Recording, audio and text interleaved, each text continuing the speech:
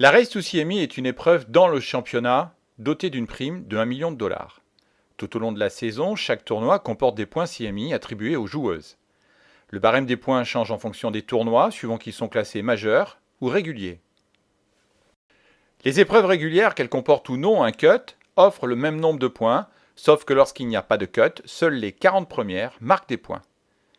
Le Kingsmill Championship et le Blue Bay LPGA ont apporté 500 points à leurs vainqueurs respectifs que sont Lexi Thompson et Shan Shan Feng, tandis que Hannah Nordquist a comptabilisé 650 points lors de sa victoire sur l'Evian Championship.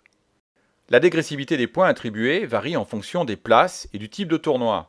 La joueuse classée 6e d'un tournoi régulier, avec ou sans cut, marque 100 points, alors que pour un majeur, elle en marque 125. À partir de la 14e place, le nombre de points est dégressif à l'unité, soit 58 pour la 15e, 59 pour la 16e, etc. Dans un tournoi avec cut, à partir de la 70e place, toutes les joueuses marquent 1 point. Pour un tournoi majeur, c'est 2 points. Lorsqu'il n'y a pas de cut, le même type de classement est appliqué pour un tournoi avec cut, sauf qu'à partir de la 14e place, les points sont dégressifs à l'unité jusqu'à la 40e place. Le Lorena Ochoa répond au même mode de calcul, mais les points s'arrêtent à la 32e place avec 39 points.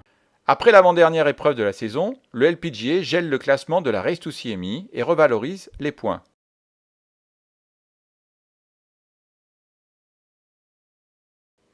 Cette année, la première marque 500 points, la seconde 4750, la troisième 4500 et ainsi de suite jusqu'à la 82e qui marque 20 points. Toutes les autres joueuses conservent leurs points acquis durant la saison. Au début de la nouvelle saison, les compteurs sont remis à zéro. Alors, que va-t-il se passer cette semaine? Cette dernière épreuve compte 3500 points de Race to CME Globe. Selon le LPGA, 12 joueuses ont mathématiquement des chances de remporter le million de dollars. Par exemple, si Lexi Thompson termine 3e, que les 5 autres joueuses du classement de la Race to CME terminent au-delà de cette 3e place, l'américaine remportera la Race to CME Globe.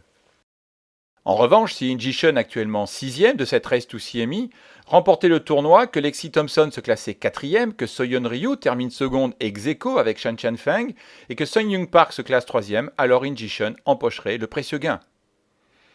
De même, Brooke Anderson conserve une mince possibilité de l'emporter. En admettant que la Canadienne remporte le tournoi, il faut que Lexi Thompson ne fasse pas mieux que 7e, que Soyeon Ryu ne fasse pas mieux qu'une 4e place, que Sun Young Park ne fasse pas mieux qu'une 6e place et que Shan Shan Feng ne fasse pas mieux qu'une 5e place. Pour autant, il n'est pas nécessaire de remporter ce dernier tournoi pour gagner la Race to CME. Pour Sun Young Park, une 2e place pourrait suffire, à condition que Lexi Thompson termine 4e et les autres joueuses du classement terminent à partir de la 2e place. Et comme l'an dernier, une joueuse ne pouvant prétendre mathématiquement à remporter le classement Race to CME peut remporter le tournoi, occasionnant 2 vainqueurs le même jour. Aussi, cette Race to CME est-elle particulièrement attractive et confère au dernier tournoi de l'année plus de suspense. Si comme nous, vous êtes impatient de connaître le dénouement d'une saison qui a été formidable, eh bien rendez-vous à partir de ce soir jusqu'à dimanche sur Golf Channel aux environs de 20h pour suivre le dernier tournoi de la saison LPGA 2017.